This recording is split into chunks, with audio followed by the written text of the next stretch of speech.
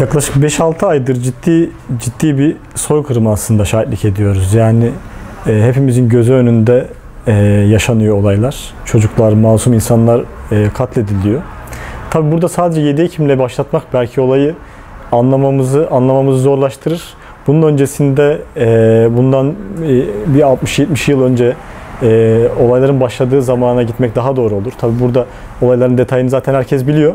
Ama onu hatırlamış olmak için söylemek istiyorum. İsraillerin bölgeden toprak satın alması, orada bölgede bir savaş çıkarması, bölgeyi işgal etmesi, sürekli yerleşimci getirmesi bölgeye, bölgeyi zora sokan durumlar aslında. Bununla ilgili İsrail ciddi adımlar attı bugüne kadar. Mesela buna bir örnek vermek gerekirse ilk akla gelen El Halil şehrini biliyorsunuzdur. El Halil şehri Hz. İbrahim peygamberin ve diğer peygamberlerin de kabirlerinin olduğuna inanılan bir mescidi barındıran, içerisinde bir camiyi barındıran bir şehir. Bu şehirde bir katliam yaşandı bundan yıllar önce. El Halil Camii'nde bu katliam yaşanıyor ve katliamdan sonra İsrail bu olayı araştırmak üzere bir araştırma kuruluşu kuruyor. Ama bunun sonucunda oluşan sonuçlara göz attığımızda aslında İsrail'in bölgeye nasıl bir politika uyguladığını daha yakından anlamış oluyoruz.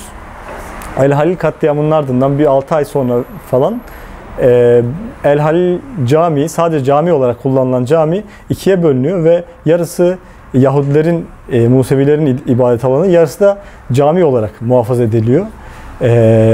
Bu bizim hala cami olarak kabul ettiğimiz bu mekan şu an İsraillerin izin vermesiyle, İsrail yetkililerin izin vermesiyle içeri girilen, İsrail yetkililerin izin vermesiyle ezan okunan, defalarca ezan okunması engellenen bir bölge haline getirilmiş durumda. Aynı zamanda El Halil şehri, kendileri Hebron da diyorlar. Bu Hebron şehri yerleşimci bölgesi ve normal yerel halkın yaşadığı bölgeler olarak bölünmüş durumda. Bazı sokaklara Filistinliler giremiyorlar. Fakat İsrail yerleşimcilerin giremediği bir sokak yok. Sadece bir tabela asmışlar. Burası sizin için tehlikeli olabilir deniyor.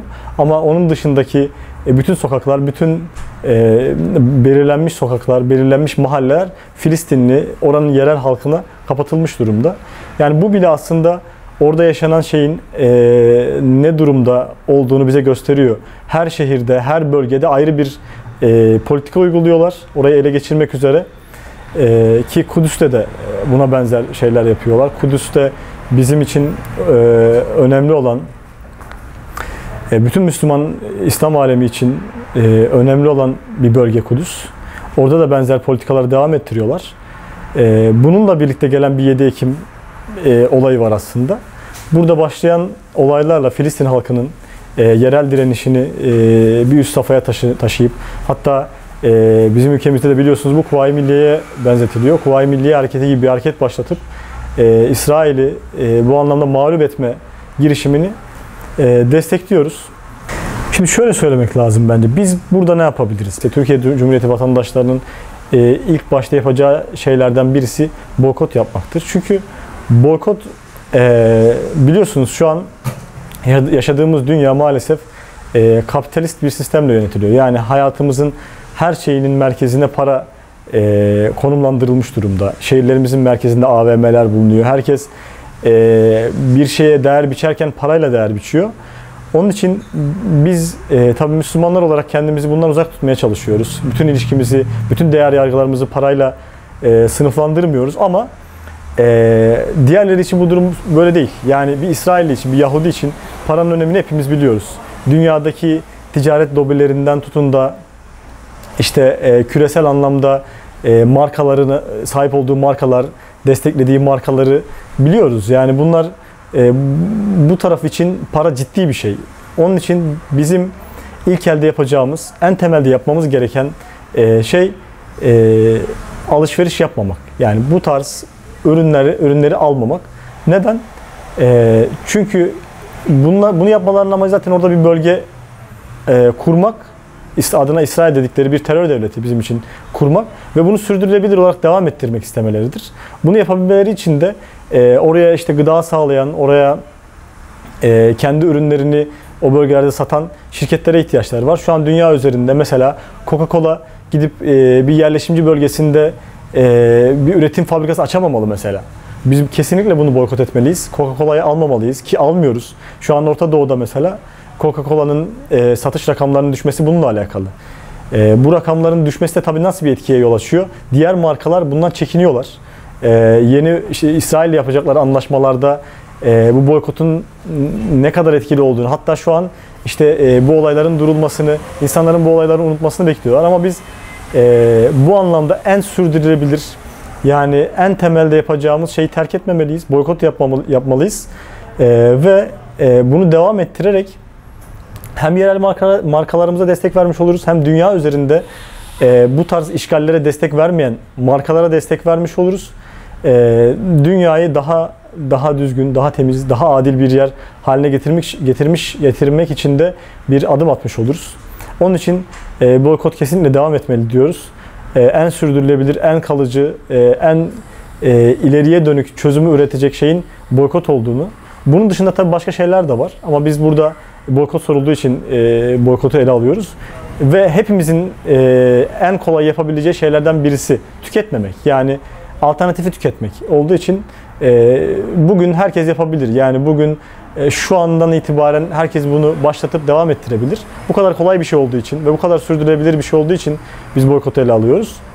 Biz Pusula diye bir hareket başlattık. Çoğunluğu üniversite öğrencilerinden oluşan ve daha geniş kitleye yayılacağına inandığımız, farklı arkadaşların destek olacağına inandığımız bir proje başlattık. Pusula tüketime yön ver diye bir sloganı var Pusula hareketinin. Adana özelinde bunu yapmayı planlıyoruz.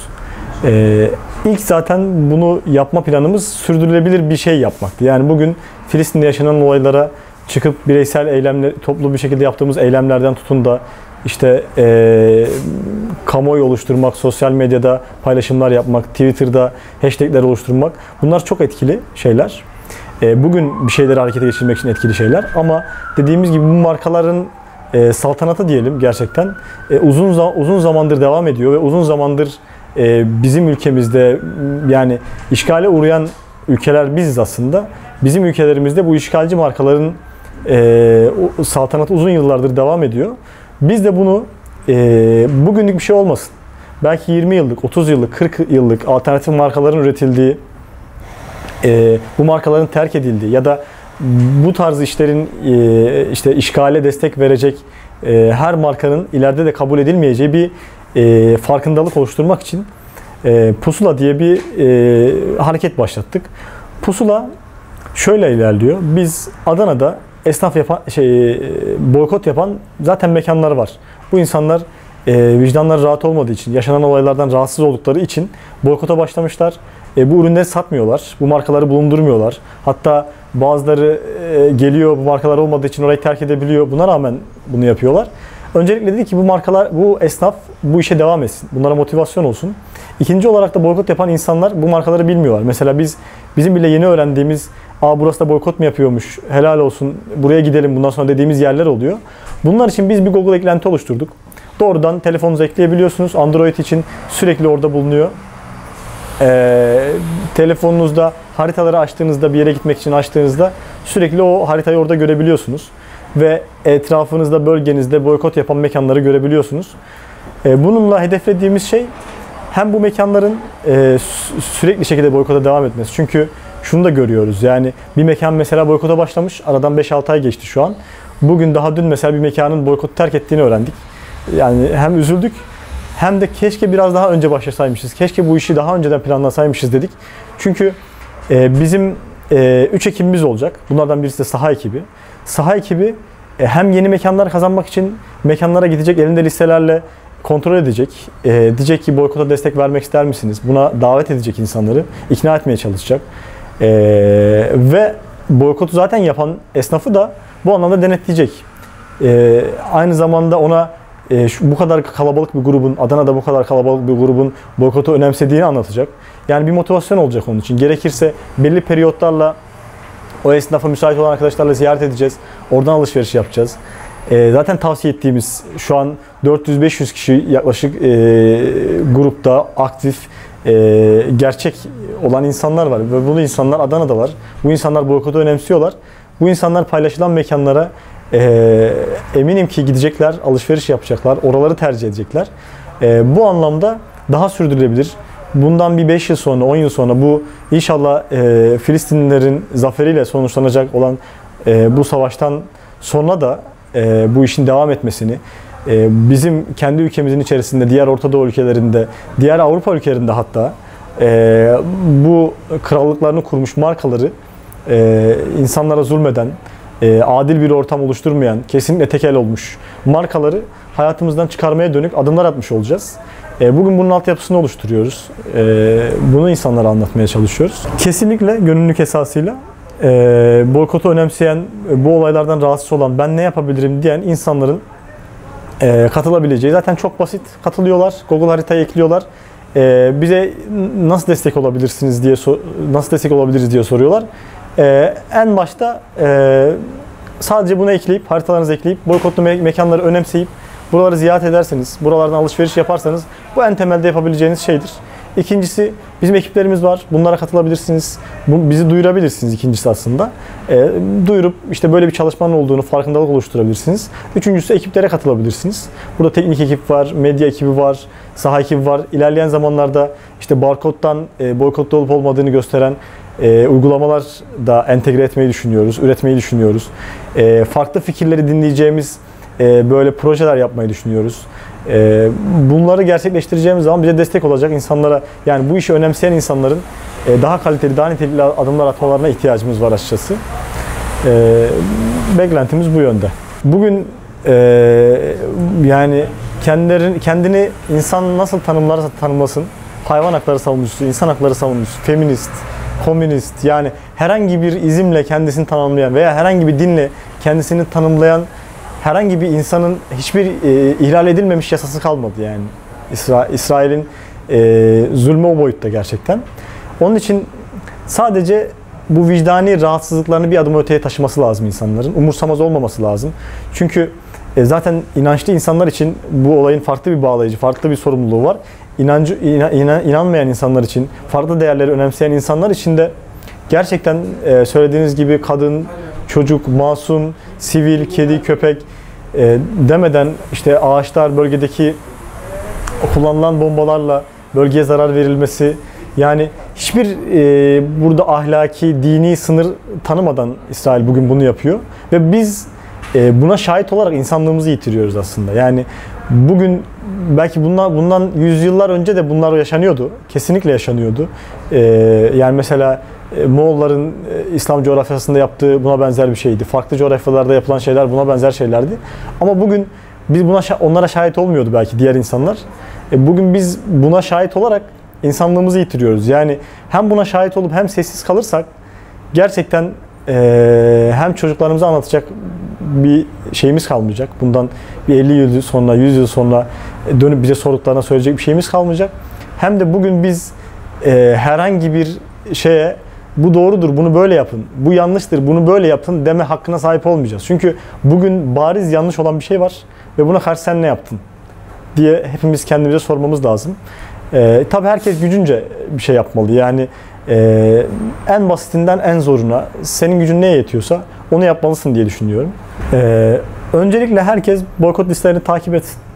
Araştırsın, gerçekten boykot olup olmadığını öğrensin. Sadece Pusula projesini söylemiyoruz. Yani şu an Türkiye'de yapılan farklı çeşitli projeler var. Onları takip etsin, bilgilensin. Bilgilenmek önemli çünkü. Ve bunu çevresine anlatsın. Yani bu işin neden önemli olduğunu. Önce kendisi ikna olsun tabii ki. Yani biz de mesela bu işe başlarken bu gerçekten önemli mi diye düşündük. Ve ikna olduğumuz için, inandığımız için bunu yapıyoruz. Siz de önce bu işin etkili mi olduğuna kendinizi ikna edecek şeylerle muhatap olun. Bir bakın gerçekten bu iş doğru mu? Sonrasında etrafınıza yaymalısınız diye düşünüyorum. Ve Adana özelinde Pusula'ya biz insanların destek olmasını bekliyoruz. Özellikle esnaflarla, çevresindeki esnaflarla konuşup onları ikna edip onları bizim paylaşacağımız haritaya eklemesi gerekiyor. Bu anlamda yerelde bunu büyütürsek daha etkileşimli bir hareket olur. Yani sadece sosyal medyada böyle sadece retweet ettiğimiz, sadece beğendiğimiz bir şey kalmaktan olarak kalmaz. Direkt dokunabildiğimiz bir mekan olur. Gidip onunla, o da boykot yapıyor, ben de boykot yapıyorum. O da bu işi önemsiyor, ben de bu işi önemsiyorum dediğim bir ortak noktamız olur. Bu anlamda dediğim gibi hem bu olaylar için genel olarak ne yapabileceğini insan düşünmeli. İlla bir boykot olmayabilir. Boykot özelinde de bu işi takip etmeli, takipçisi olmalı, kesinlikle rutinler oluşturmalı. Yani bunun üzerine biraz kafa yormalı diye düşünüyorum insan. En temelde de yapılan işlere, halihazırda devam eden işlere katılmalı diye düşünüyorum hocam.